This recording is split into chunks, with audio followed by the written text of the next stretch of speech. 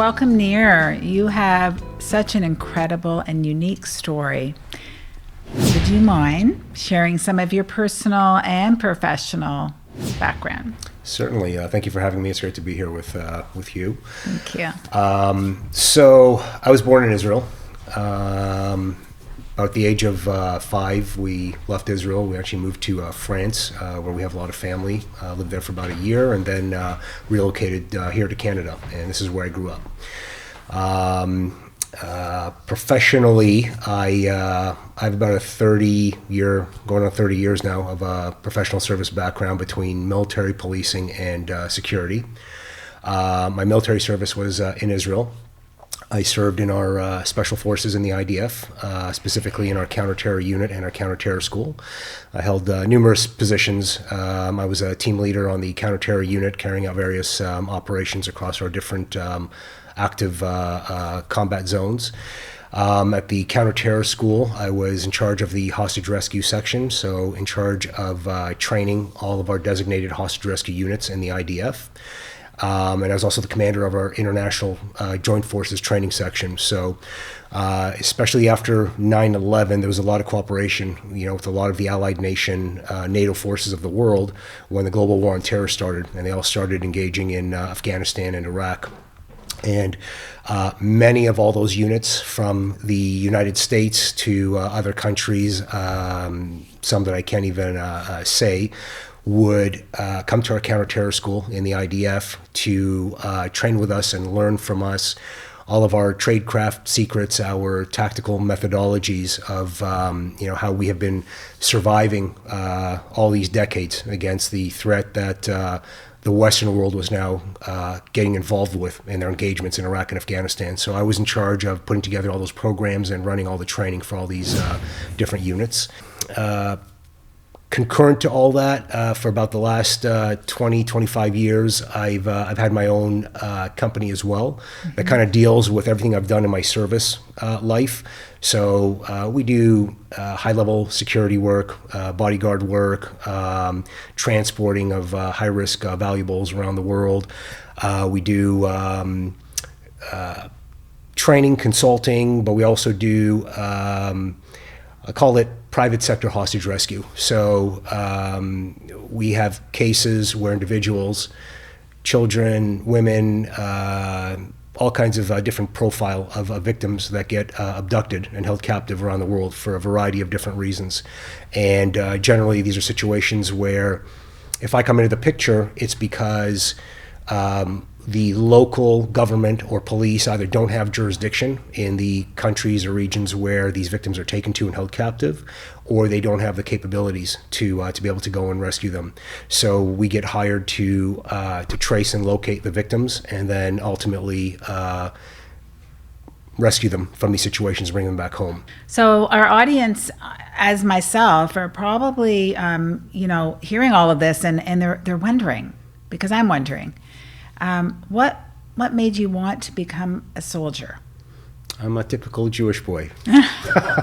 It's not a traditional path. It is for Israelis. For Israelis, right? Yes. Now, long before being an Israeli, I think that there was a large part of it that was it was in my DNA. I was born into a service-oriented family. I was born to a military family. When I was born, and my early years of life living in Israel up until about the age of 5, my father was in the IDF. So I have very vivid memories of him coming home on weekends, in his military uniform, stopping by with the military jeep and his teammates. Everybody. The majority of all the people that I seem to have been surrounded by in life, whether it was family or friends of my parents, everybody was either in policing or in the military.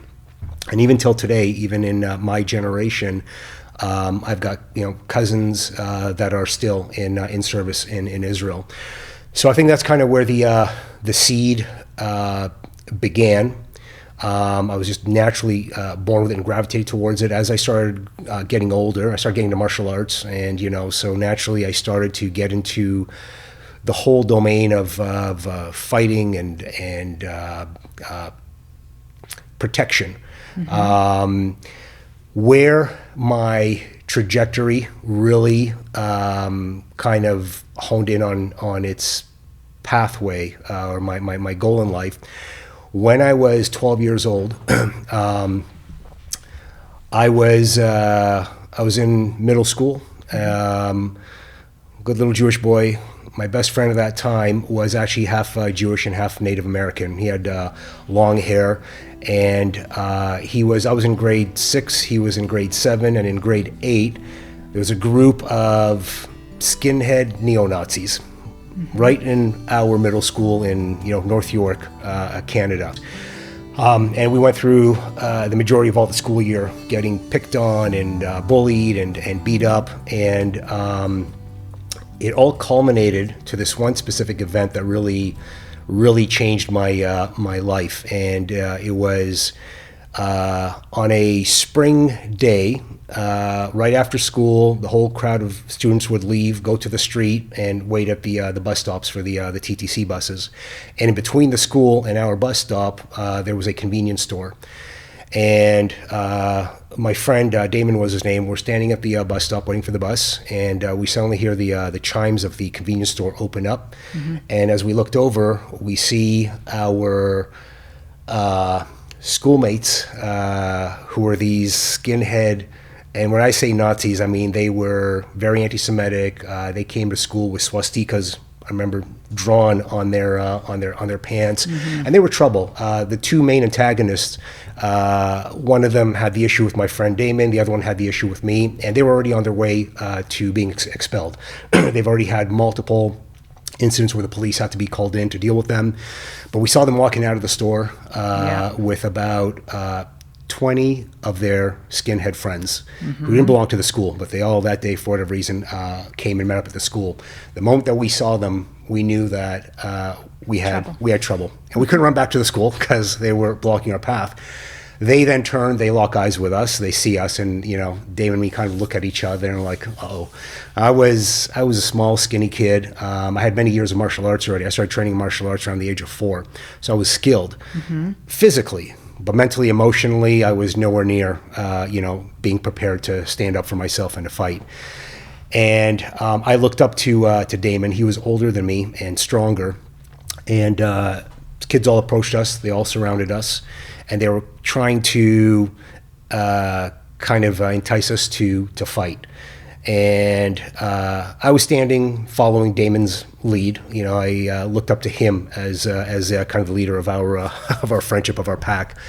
And he was a very, very intelligent kid for his days. And he said, "Look, we're not going to do this here.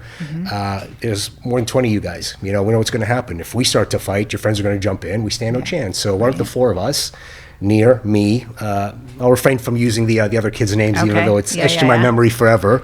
Why don't we get on the bus? We'll go somewhere where it's just the 4 of us, and then we can have a fair fight." And they didn't take too kindly to that offer. And before we know it, we got swarmed. I get dragged, remember, from my jacket by the hood. I get dragged behind this fence, this wooden fence that belonged to the residents, right, the bus stop. And half of the group was all on top of me. I was getting kicked. I was getting punched. It was the scariest moment of my life. The first ever real scary moment that I've ever encountered. Didn't know what to do. I was just kind of hunched up, trying to protect myself. And out of nowhere, I see this, the main bully, I'll call him, that had the issue with me, always wore these, knee-high Doc Martens, these red Doc Marten boots. I was very popular among the skinhead crowds back then. And as I'm hunkered down like this, taking a beating, I see this Doc Marten boot come right through the crowd, hit me right in the chest, and just winded me. I collapsed, and that's actually what saved me, was because I collapsed, they all kind of collapsed on themselves, and they couldn't get me momentarily. And I was able to crawl through some legs. I got up, and I took off running back to the school. I was bloody, I was disheveled. As soon as I walked into the office, Mr. Graham was our vice principal at that time, and was very, very aware of the incidents that had been going on between Damon and myself and this group. And he came out of the office, he saw me and said, he mentioned the 2 names of the guys there. I said, "Yeah, it's them, and Damon is out there getting beat up, please help him." So he had me sit down, he called the police, and I remember sitting on the couch in that office trying to collect my emotions and my thoughts, and I was in pain. And I remember being the most petrified that I ever was. Short amount of time later, the police arrived, and this Toronto police constable comes stepping in. I was sitting on a couch right by the door, and he comes stepping in right beside me. I remember looking over and seeing the red stripe on his pants, and I'm kind of looking up, and it seemed like this guy was a giant that, reached the clouds. And he looks down at me, and he takes his glasses off. He had these sunglasses, and he looks down at me like this, and he puts them back on. He goes into Mr. Graham's office. They exchange a few words. He then comes back to me and says to me, so son, they beat you real good, didn't they? I said, yeah, they did. He goes, all right, let's go find these bastards. And he took me in his police car. We drove around trying to find Damon, but he actually was able to make it on the TTC bus. I later found out showed up, and the driver came down and separated the crowd, and Damon got on and made it home. And this police officer drove me home. But I remember the stark change between sitting there as a petrified little boy who was just victimized by something very, very scary, and in my eyes, very evil. And just like that, the moment this police officer stepped into my world, right, and told me things were going to be okay, that fear disappeared, and I felt very protected. I felt safe. And it dawned on me, I was 12 years old, and I remember that it actually dawned on me in that moment that every day in the world, every moment in life in our society, there are people who unfortunately face predators and feel that fear that I did. Yeah. And I wanted to be, for them, what that police officer was for me. These are the words I told myself. I'm going to grow up. I'm going to get tall. I'm going to get big. I'm going to get strong. I'm going to be special forces, a RoboCop. I'm going to do everything that has to do with the world of fighting evil and protecting the innocent. And that's what I'm going to do in life. And I never deviated from that trajectory in my life. And so, naturally for me, the gravitation was, I always wanted to be a cop. And then I learned about the IDF, what it really meant. I mean, again, I grew up with it, but what it meant to be a soldier never really dawned on me too much. Then I got into all the action movies and saw what soldiering was about. And I made the decision that I wanted to be a soldier. I wanted to go and learn how to fight and fight for good. And you've achieved that and more. But just to hear the very beginnings, that raw emotion of what was the impetus for your life journey. Wow. I mean, you surpassed probably even your own thoughts of what might happen. So Nir, what can you describe the mindset and the qualities that are needed to become a really good soldier? Because certainly you are. Thank you, and absolutely. It takes a very special person to want to be a soldier. Where we kind of differ, first of all, in Israel, is that we have to serve. Right? We have mandatory service. Yeah. So when you look at the when majority... When does that start? 18? That starts at 18, yes. Mm-hmm. And when you look at the rest of the world, a lot of people join the army either because, like me, they have aspirations to be soldiers, to be what they saw in action movies, or they don't know what to do in life, and they kind of run away from their life with no direction to a organization that is going to tell them how to be and what to do and give them skills and discipline, a roof over their head, and not to worry. And a lot of times, even in those groups, you have people that make incredible soldiers and careers out of it when they discover, when they're thrown into it and they discover what it means to them. But for somebody who wants to be a soldier, I mean, that already begins with a certain mentality. You're going into a field where you're going to get no sleep, you're not going to eat when you want to, you're going to be yelled at, you are going to be told what to do all day and all night, you are going to be pushed to every limit physically, emotionally, and mentally. You might end up having to put your life on the line in the most significant of ways. Mm-hmm. So somebody who chooses to venture off into the world of the military and become soldiers, they already have something special within them. Yeah.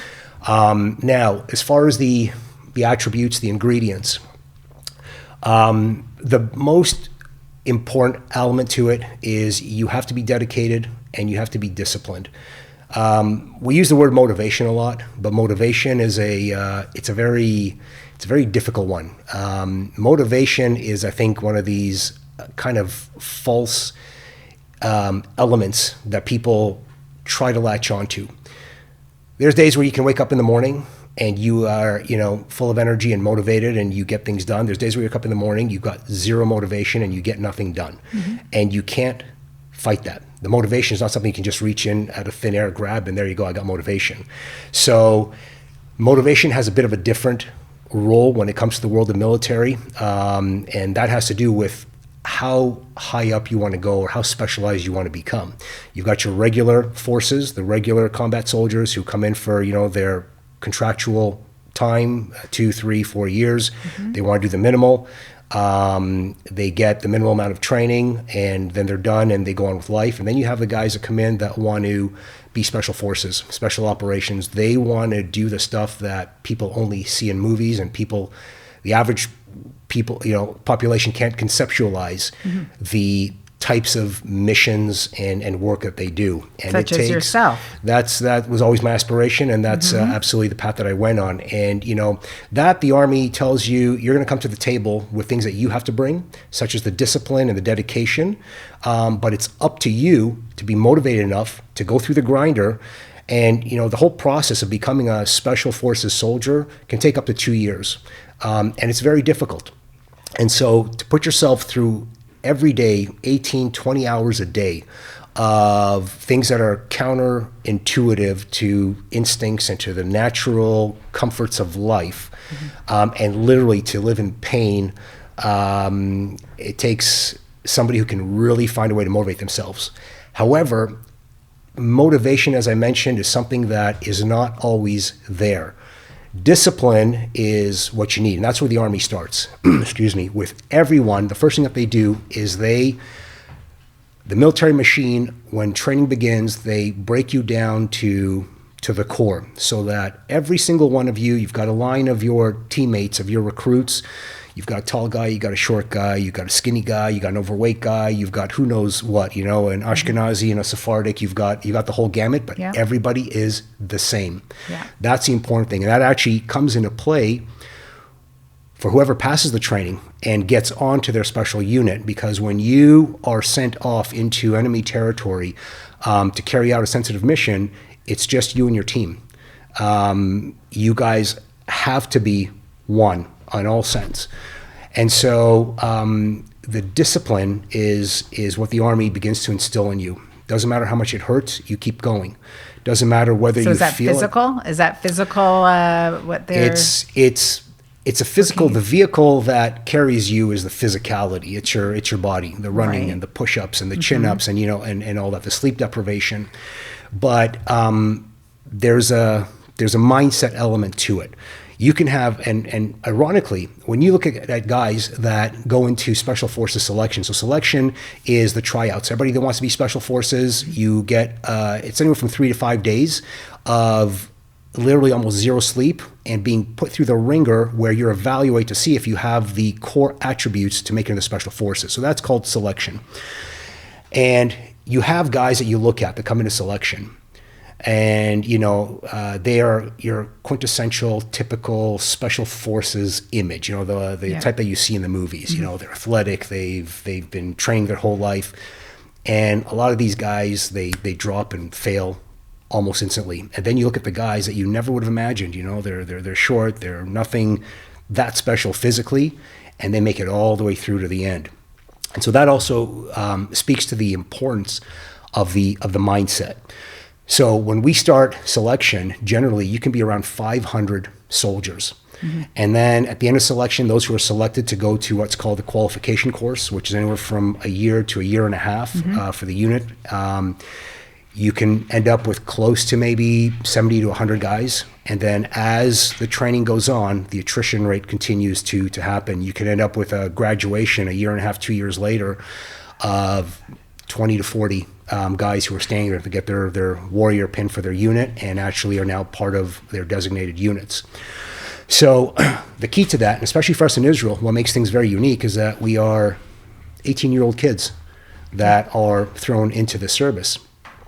It takes a very specific methodology to be able to take these 18-year-old kids who, are thinking about hair gel and the movies on the weekends, to get them to the point that they start to act and behave like grown-ups. And then from there, they become warriors who, in our case with Israel, are going to go to war. They are going to go to battle. And that has to do, the magic ingredient to that has to do with the development of the mindset. And so there's a variety of methodologies that are used, that the tactical and physical drills that we're put through every day during our training, they're designed to teach us that you can take a punch and be okay, literally. So we take beatings. We do Krav Maga, the Israeli hand-to-hand combat system. My unit specifically, we have one of the most difficult qualification courses, and we do, part of what makes it so difficult is every day we do Krav Maga, 4 hours up to 6 hours a day. But the Krav Maga is not really technical, how to block and this. It's getting geared up and fighting all day long. And it's very scary, and it hurts. And they, run you around and make you do drills to the point that you can barely lift your arms up. And then from there, you have to fight. So that's your mind at this point. That's saying all in the mind. You've got to get through this. Yep. And, anytime your motivation starts to decline, so you start to get tired, you start to give into the beating, you're not being aggressive back, you're just covering up, the instructor will throw another 2 or 3 guys to join in the beating on you. And you realize, it can always be worse.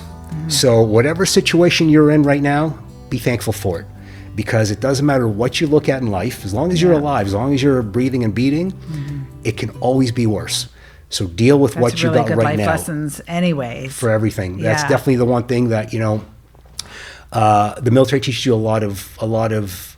I remember specifically, I had a friend of mine back in high school, when they were at high school, when I was already gearing up to go join the military, and he kept asking me, why do you want to join the military? What in the world is it going to give you? You're going to have some guy yelling at you every day to shave and this and that. And, in retrospect, 30 years later, I can sit here and I can look at how so much of my life has been affected by my military training and service.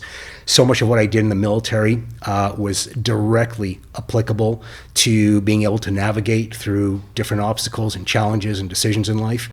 Nir, fear is, I imagine, a huge part of combat. What do you do to ease the pressure? Fear is something that I think is what gets in the way of everybody in life. Period. When we're stuck because we're unsure of the unknown, what the outcomes are going to be, and we have a perception that something is scary to us. When it comes to the world of combat in the military, surprisingly enough, yes, we get put in some of the scariest situations. We go on a mission and we're not sure if it's going to be our last day in life. But fear really doesn't come into play. By the time that you are out in the field carrying out these missions, you have already become a professional. You've gone through the best training in the world. You are in a team with the most qualified and capable individuals. And you're very skilled and very competent and very good at assessing. We can't control every variable out there, and sometimes it's a matter of bad luck that takes out the most prepared soldier or unit. But fear is not something that you can allow yourself to be distracted by. Fear is an imaginary thing that we create in our mind, and what they think scares them really is not what the situation holds for them. So there's a lot of these misperceptions, and people kind of feed into that, and that starts to create the emotion of fear. A lot of times fear is just not understanding or not knowing what you're facing with, and because of that unknown, you don't know how things are going to end up, and people have a tendency to gravitate towards creating the worst case scenarios. When it comes to the world of the military, I can tell you I've been in a lot of very, very scary situations. Yeah. Specifically, this whole past year and a half, I've been back in service in our war against Hamas in Gaza. I remember the day that I arrived in Gaza. I was driven in to meet up with my unit, and it was on a Friday. We were celebrating Shabbat in the field in our little field base, And that morning, one of the battalions in our brigade, they went in to clear a building that was ambushed with IEDs, with explosives, and the building blew up. 3 of the guys were killed, another 18 were injured.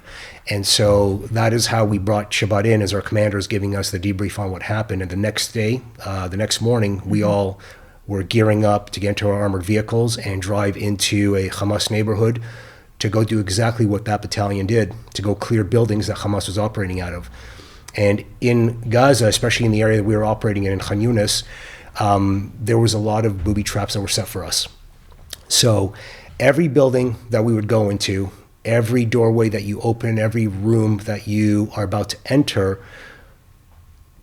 there was always that lingering thought of, what if it's booby trapped and what if it blows up? That is, for me personally, one of the scariest threats that I might be able to face in the field is with an explosive. It's a devastating amount of damage, and you have no time to respond to it. It happens in a flash of a second.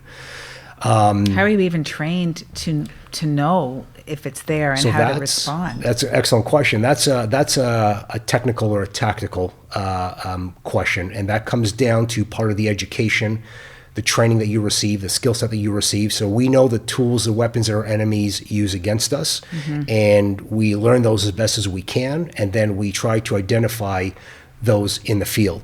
So you learn all the different mechanisms that they use to trigger off, for example, an explosive device while we're in a building. And part of what you're looking for as you're moving through the building clearing and searching is indicators that would suggest or show you that there's potentially an ambush, a booby trap there.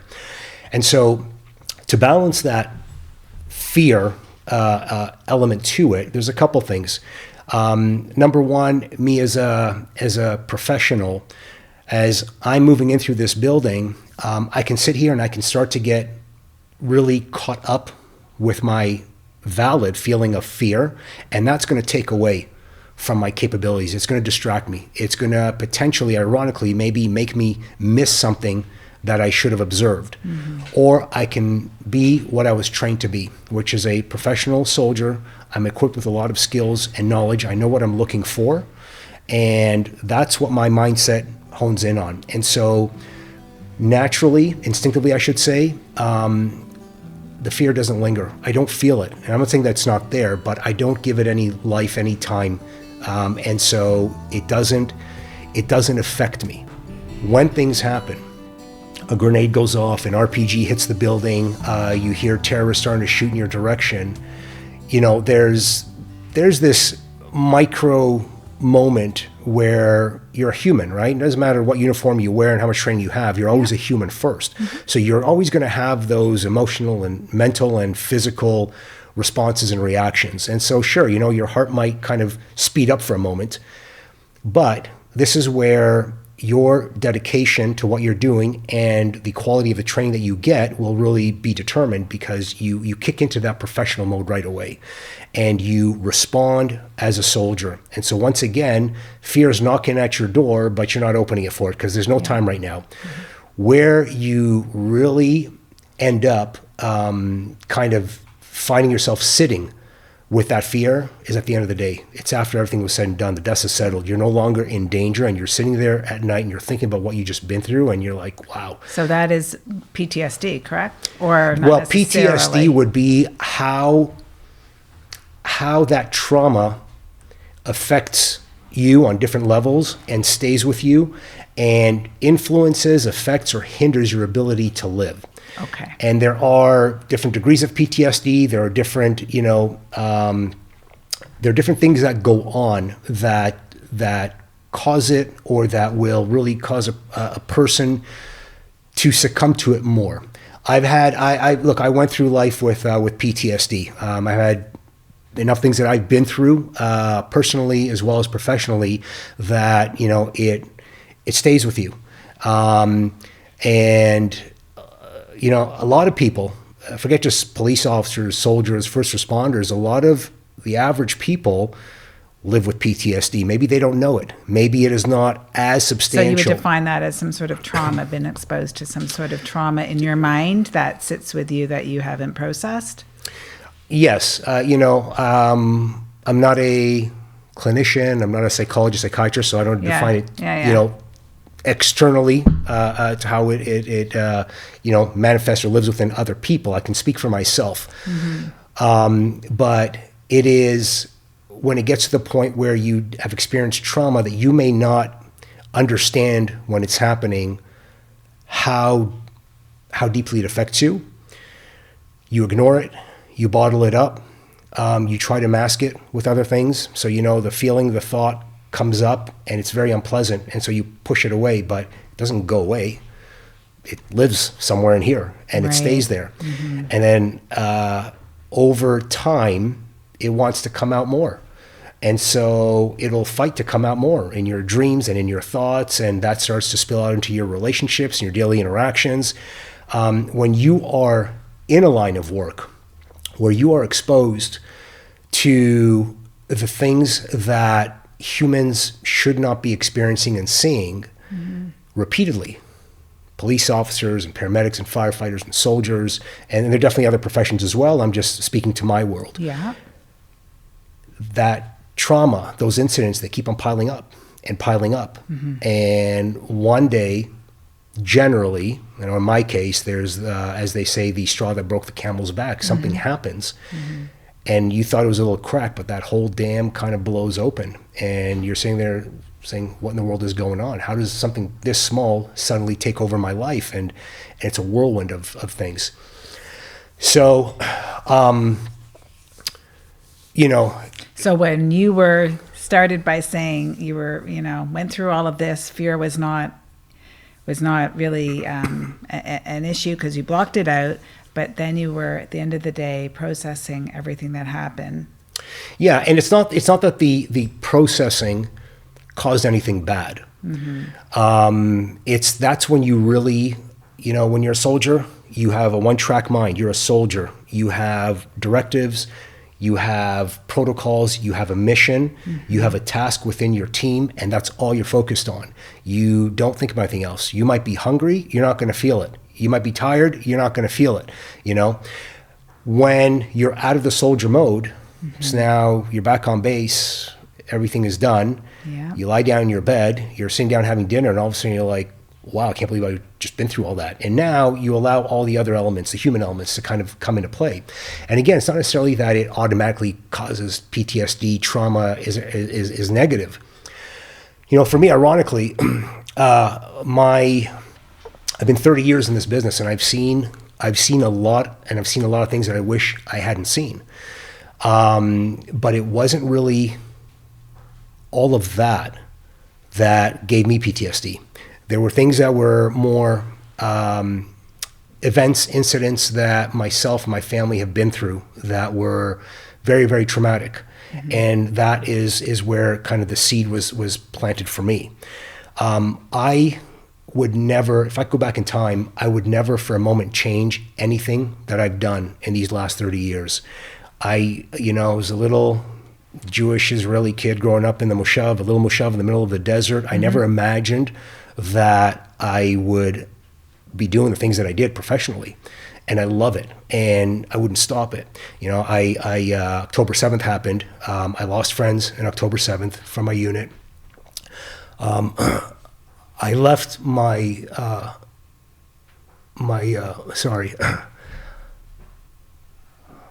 I left my wife and my 5 kids to go back and to fight for our country. And that was not, it was not a decision of, you know, trauma or emotions or anything. That was me wanting to go to the front lines, just like when I was 12 years old and I was sitting there looking at a police officer. Yeah. And I said, you know, in this world, there's victims and there's predators who are trying to victimize them. I want to be the guy who stands between them. And that's why I ran back. And for the past year and a half, I've been in service in combat. And it breaks my heart what our country and our people have been through and what we're still going through. But if I was thrown into those waters, I would not get out of that pond for a second. I want to be able to stay in my IDF uniform and stay in service as long as God will allow me to do so. You're known for around the world for your skills in counterterrorism and for hostage rescue. So can you tell us more about the hostage rescue and situations, perhaps something that you want to share with me? On the subject of hostage rescues, the world of hostage rescue is a very complex and very sensitive one. It's a scenario where you only get, no pun intended, but one shot to make the right decisions, apply those decisions into kinetic tactical actions that will hopefully neutralize the hostage taker and allow you to rescue the hostages safely. You have two types of scenarios with hostage rescues. You have what we call hostage rescue in a domestic environment, hostage rescue in a foreign environment. Mm-hmm. So domestic is when you are in your hometown, your country, your area of operations, and hostage takers come in and take hostages in your home turf, which makes it simpler of a situation to deal with than a scenario where, for example, you have hostages that are taken in your home turf but taken to the enemy's territory, which is what we're seeing, for example, now with Gaza, what happened on October 7th. Or when you have hostages that are taken in a different country or a different region. It complicates things vastly. Hostage scenarios, you have three types of hostage taker profiles. You have terrorists, you have criminals, you have mentally ill, right? So terrorists, it's a designated plan for them. They have an objective politically that they want to meet, and they prepare for the event. They go, they take the hostages, and you don't have a lot of leeway as far as negotiations. For them, it's everything that we want or nothing at all. Mm-hmm. The criminal element to it, it's more of a spontaneous taking. You, for example, might have an individual who goes in to rob a bank, but the police show up outside, and now he wants to be safe. So he locks the doors, grabs hostages, and has to figure out what he's going to do now. Thinks he can use the hostages as a bargaining chip, perhaps, mm-hmm. to get out of that scenario. And then it's almost a parallel thing with, people who are mentally ill, emotionally disturbed, as far as why they take hostages. Sometimes it's rational, irrational, but those are kind of the dynamics that surround it. A hostage rescue team is the tip of the spear in any world of special forces, special operations. They are the most elite individuals at the core. They receive the most elite and advanced training. They constantly train and prepare for the worst case scenarios. And in a nutshell, that kind of encapsulates what the world of hostage rescue is. Nir, what's the best outcome for a hostage rescue attempt? Ideally, it's where the hostages are safely rescued. They're in your hands, and nobody gets hurt. No force is applied on anyone. It's very difficult things to do because the playing field is dictated by the hostage taker. They decide the how, when, where, and what. They decide whether hostages are going to live or die. So you're playing by their rules. I can tell you, for example, a personal experience with a mission. I'm limited with the amount of details I can go into. However, we had a rescue of two children that we were retained, I will say, to go and carry out. They were taken from the U.S., from their mother, brought to a very dangerous country in Africa. And they were being held in captivity in dangerous conditions, surrounded by people who were very unfriendly, very hostile, and we were limited with options in terms of how and when we'd be able to go and rescue them. The initial plans that we had would have probably led to a violent end result. The probabilities of success were good for us, but the outcome would have been messy, even though we knew we could get these kids out safely. At the end of it, spontaneously, by kind of fluke, there was an opportunity that presented itself where we were able to manipulate the situation, where we were able to have the hostage takers in this case take these kids to an institution for a situation that we created with various players on the inside. So they had no clue what was happening. And we were able to have the kids momentarily removed and put into another room where through the back door, we went in, grabbed the kids, got them out before anybody could know what happened. And that was ultimately the absolute best outcome that you can have. No resistance whatsoever. Doesn't always work that way, unfortunately. Well, I love that. You were able to do that so swiftly. Thank you for sharing that story. My pleasure. And for our conversation today, I could talk to you for hours, quite honestly. Sure. But thank you. Thank you for your service and for just a fascinating conversation, and appreciate it. Thank you for having me.